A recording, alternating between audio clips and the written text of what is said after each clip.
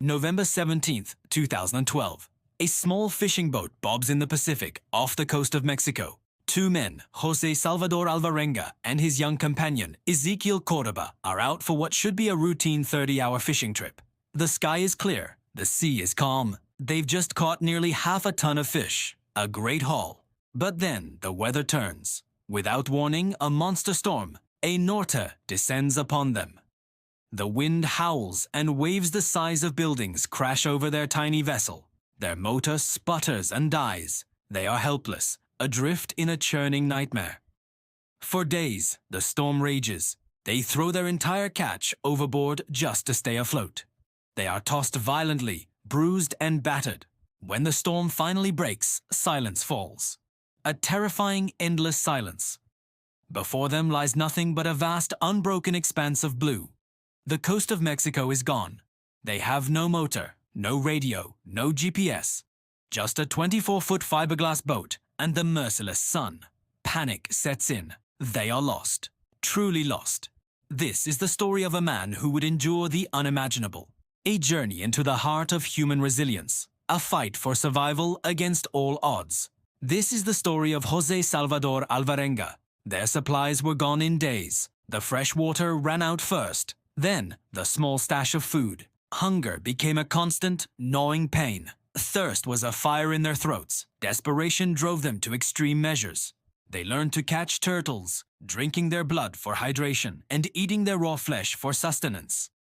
They scooped small fish from the water with their bare hands. When it rained, they frantically collected every precious drop. But their most unlikely source of food was seabirds. Alvarenga, a seasoned fisherman, became a hunter, snatching birds that landed on his boat. He and Cordoba ate them raw, feathers and all. The days blurred into weeks, the weeks into months. The sun bleached their hair and burned their skin. Saltwater sores covered their bodies. They were skeletons, wasting away on a floating coffin. The psychological toll was immense. They battled crushing loneliness and despair. They prayed, they sang. They talked about their favorite foods to distract themselves from the gnawing emptiness in their stomachs. But after 4 agonizing months, Cordoba's spirit broke.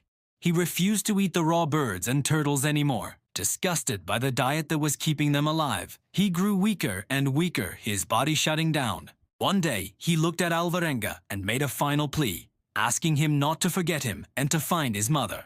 Then, he was gone. Alvarenga was now completely alone. For days, he kept his friend's body in the boat, talking to him as if he were still alive, unable to accept the devastating reality. Finally, in a moment of clarity, he knew he had to let him go.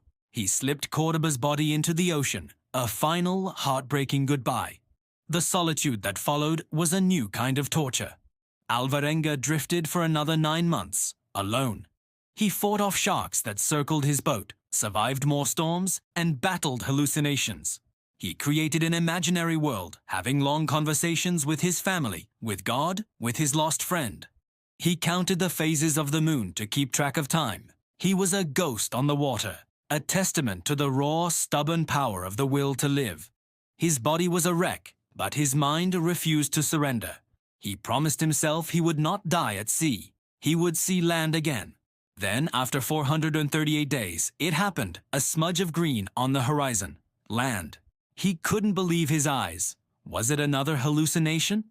As he drifted closer, he saw palm trees. It was real. He had drifted over 6,700 miles across the Pacific Ocean. His boat washed ashore on a remote corner of the Marshall Islands. He stumbled onto the beach, a wild-looking man with a long beard and matted hair, barely able to stand. He was found by a local couple who was stunned by his appearance and his incredible story. He had survived the impossible, from the coast of Mexico to a tiny atoll in the middle of nowhere.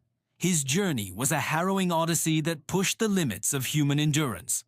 It is a stark reminder that even in the face of absolute desolation, the fight for one more sunrise can lead to the most extraordinary survival ever recorded. Thanks for watching.